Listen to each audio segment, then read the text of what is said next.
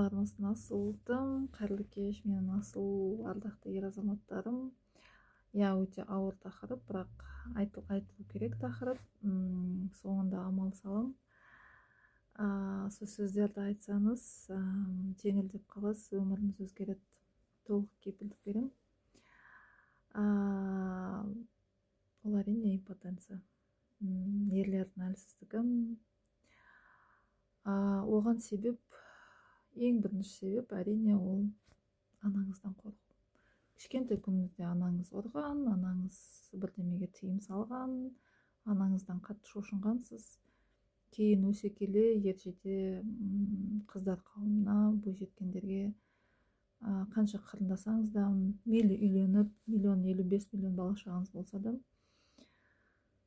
әлсіздік бәрібір сол анаңыздан ішкі дүниеде қапалып қалған. Не жазсаңыздар да, қандай не қылсаңыздар да бөліну керек анаңыздан. Анаңыз, бәріміз құрметтейміз ананы, бірақ біз өз өмірімізді сүруіміз керек.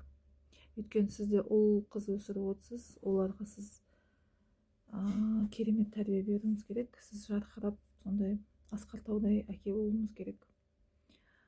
Айтылатын сөздер, терең тыныстап аламыз.